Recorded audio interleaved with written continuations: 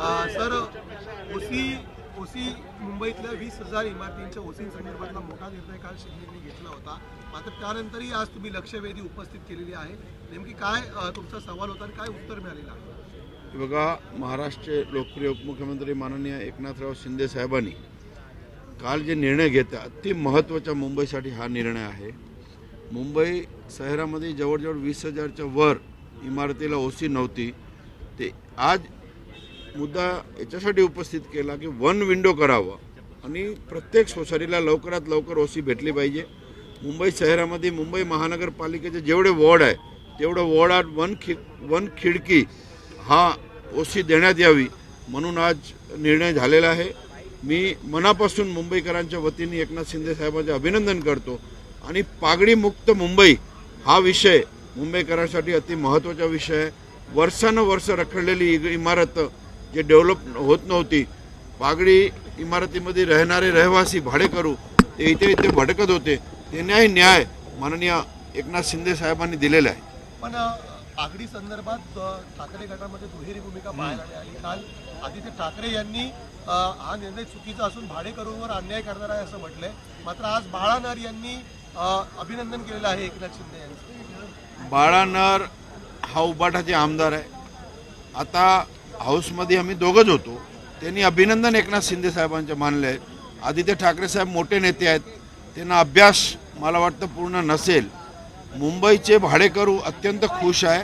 आज जेवढे भाडेकरू आहेत ते दिवाळी साजरी करतात आणि जे मालक आहे आणि भाडेकरू दोघांनाही न्याय देण्याचे काम एकनाथ शिंदे साहेबांनी आज केलेलं आहे. सर, युती संदर्भात मुंबई महापालिकेच्या माहिती समोर येते की भाजप हा मोठा भाऊ म्हणून या निवडणुकीत उतरणार आहे.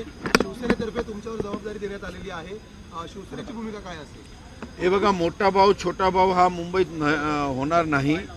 आम्ही महायुतीमधून निवडणूक लढणार आहेत.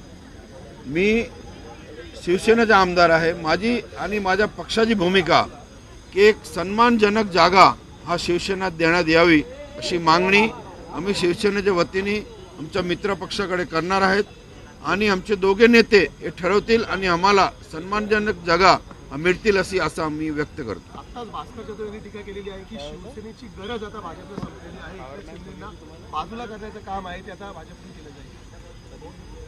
आता भास्कर साहेब जाधव साहेब हा मोठे नेते आहेत.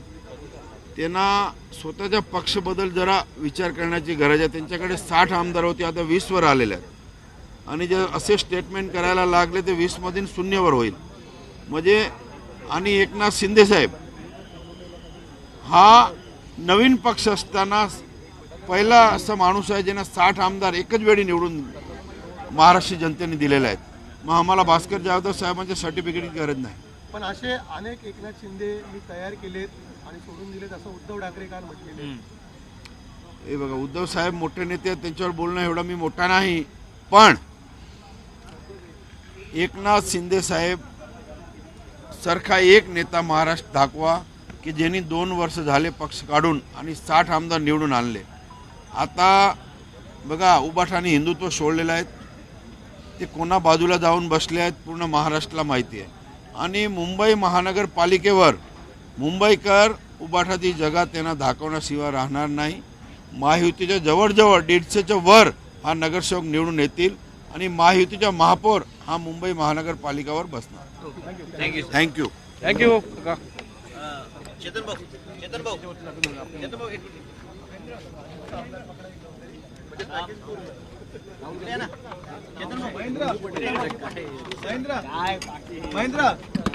महेंद्र तो बूम कार्ड वायर दे मला. सोड बूम कार्ड वायर दे.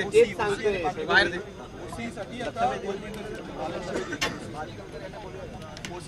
विंडोज आता याला चमटवतो आता मी.